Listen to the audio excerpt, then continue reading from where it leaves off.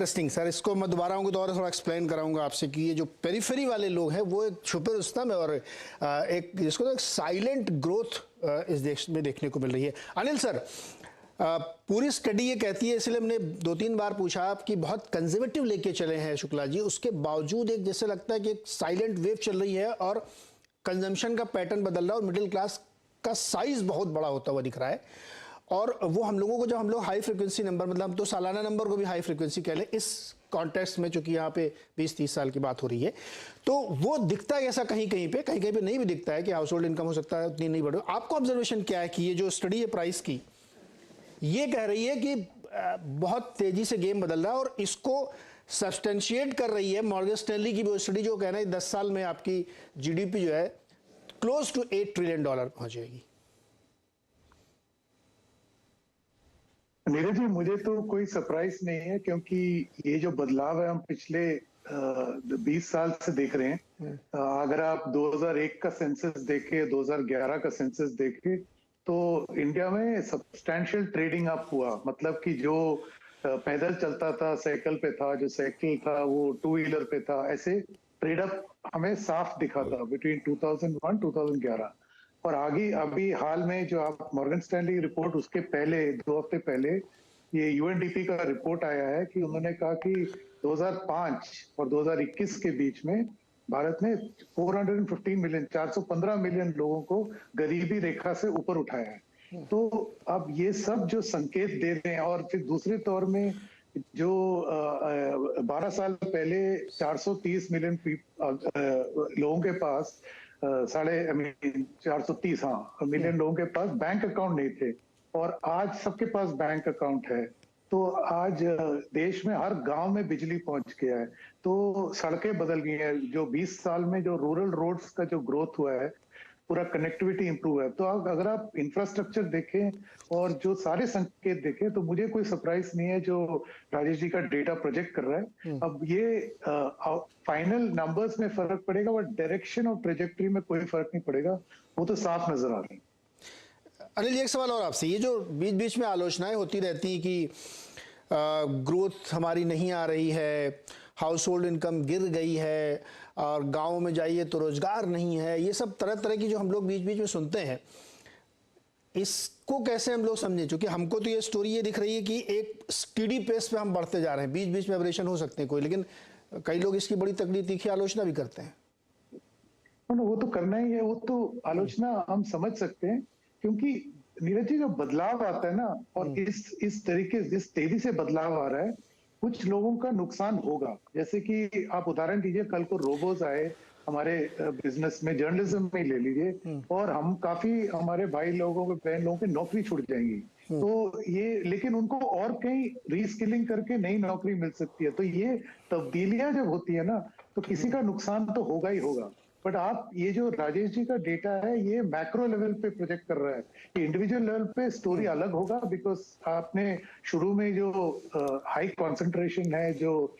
अमीर लोगों का, उसी उदाहरण से समझ आता है कि रीजनल इनइक्वालिटी कितना है इस देश में। तो हर देश, हर प्रांत का यही स्टोरी नहीं रहेगा, वो तो फर्क पड़ेगा ही पड़ेगा। Correct. Dilip sir,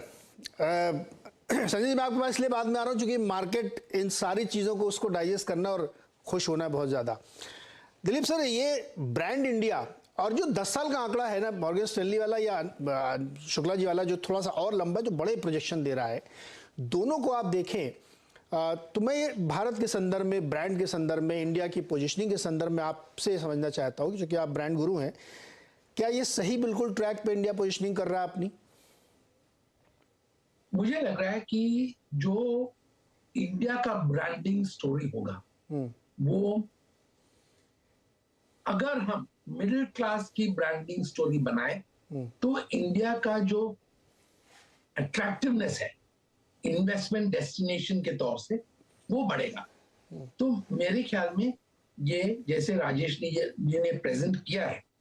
middle class पे अगर हम फोकस दे रहे हैं, मिडिल क्लास को हम देख रहे हैं कि आंकड़े जो है वो वही सबसे ज्यादा ग्रोथ होगा,